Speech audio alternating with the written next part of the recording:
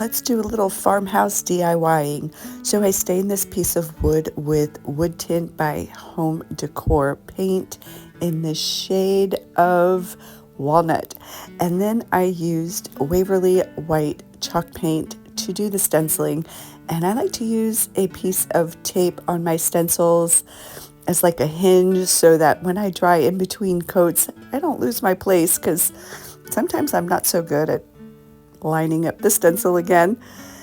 And these did take 2 coats, and the stencil is Farm Life from Essential Stencil.